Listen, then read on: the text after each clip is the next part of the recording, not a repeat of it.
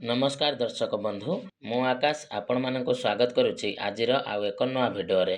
तो ओडिशार समस्त चाषी भाई और भौणी मानक पई गोटे बहुत बड़ खुशीर खबर रही वर्तमान जहाँकि केंद्र सरकार तरफ चाषी मानक पई गोटे बहुत बड़ घोषणा करा जायछि जेउथिरे सरकार आगको विभिन्न प्रकार खाद्य शस्य उपरे जहाँकि एमएसपी वृद्धि करिसंती विशेष करी जदि आमे देखिबा ओडिशार चाषी माने एहा द्वारा बहुत सारा उपकृत हेबे तेणु विभिन्न प्रकार खाद्य शस्यर जो बिक्री मूल्य उपरे बा जो एमएसपी उपरे वर्तमान जाके सरकार टंका वृद्धि करिसंती तो विशेष करी आम ओडिशा रे जो धान क्विंटाल पिछा 31 टंका थिला तो ताहा मध्य वर्तमान जाके वृद्धि पाइछि तेणु आसंतु सरकार तरफ कौन खुशीर खबर आसीछि एवं केउं केउं खाद्य शस्य उपरे क्विंटाल पिछा केते कोन वृद्धि करा जायछि तो से विषय रे संपूर्ण डिटेल्स आज भिडियो रे जानिबा तेणु ता पूर्व जदि चैनल को प्रथम थर विजिट करुचंती ताले वीडियो को लाइक करेंगे और चैनल को सब्सक्राइब करने सहित पाखरे थिबा बेल आइकन को क्लिक करी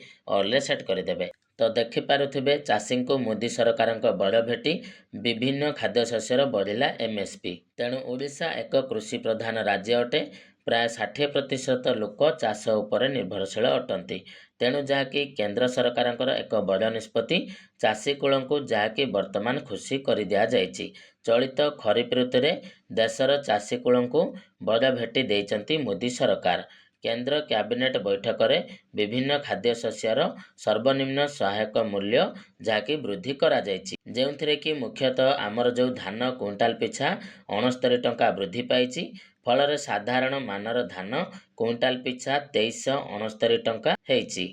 एवं ए ग्रेड मानर धान 2389 टंका पहुंची तो जानिथिबे आपण माने जेमिति कि पूर्वर जो एमएसपी वृद्धि करा जायथिला तो से समय धान क्विंटाल पिछा 23 टंका जहाँकि केंद्र सरकार तरफ धार्य करा जायथिला किंतु वर्तमान आउ सरकार तरफ 69 टंका जहाँकि वृद्धि करा जायछि तेणु 2369 टंका जहाँकि वर्तमान धानर मूल्य रही एमएसपी रही तेणु 2369 जोटा कि एमएसपी रही धानर तेणु वर्तमान आम राज्य रे जो सरकार तरफ 23 टंका प्लस 800 टंकार बोनस देकी सरकार 31 टंका क्विंटाल पिछा चाषी धान किणुथिले तेणु वर्तमान सेटा जहाँकि 3169 टंका क्विंटाल पिछा हो जाइछि तेणु वर्तमान आपण मानकर खरीफ ऋतु पाई धान क्विंटाल पिछा 3169 टंकार चाषी माने बा आपण माने बिक्री करि पारिबे ता सहित देखंतु केंद्र कैबिनेट निष्पत्ति क्रमे विभिन्न खाद्य शस्यर एमएसपी वृद्धि करिसंती मोदी सरकार तेणु धान रे सर्वनिम्न सहायक मूल्य क्विंटाल पिछा 69 टंका वृद्धि करा जायछि गत वर्ष जून मासरे मध्य यह बढ़िथिला जोटा कि 117 टंका बढ़ाइथिले तेणु चलित खरीफ ऋतु रे ही यह लागू हेबो जो एमएसपी लागू होइछि तो सेटा आपण मानकर खरीफ ऋतु पाई जहाँकि लागू हेबो से भली धान व्यतीत एकाधिक खाद्य शस्यर सर्वनिम्न सहायक मूल्य मध्य वृद्धि करा जायछि तेणु ता भितर देखंतु रहिछि बाजरा एवं आपण मानकर रहिछि 14 प्रकार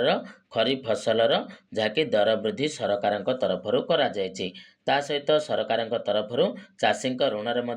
सुधर रिहाती देवार व्यवस्था करा जायछि तेणु एटा जो आपण मानकर डिक्लेयर करागला बा एमएसपी जो वृद्धि करागला तो यह आपण मानकर रबी फसल पाई नुहे यह पर जो आपण मानकर खरीफ ऋतु आसुची तो ता पई यह लागू हेबो तेणु यह गोटे बहुत बड़ा खुशीर खबर थिला जोटा कि आमर चाषी भाई और भौणी मानक पई तो वर्तमान आपण मानकर धानर क्विंटाल पिछा रेट वर्तमान 69 टंका बढ़िछि तेणु आगको आपण माने 3169 टंकार क्विंटाल पिछा धान बिक्री करबा पई जाउचंती तबे दर्शक बंधु वर्तमान मु आशा करूची जे आपण माननको आजिर एई छोट भिडियोटी निहाती भाबरे भलो लागिथिबो जदि आपण मानको भिडियोटी भलो लागिथाय ताले भिडियोटी को लाइक करिवे एवं ता सहित चैनलटी को सब्सक्राइब करिवे तबे चलंतु दर्शक बंधु आजिर भिडियो रे एतिकी पुणी देखा हबो आपण मानको सहित आ गुटे नवा भिडियो रे तो सेते पर्यंत विदाय दियंतु जय जगन्नाथ।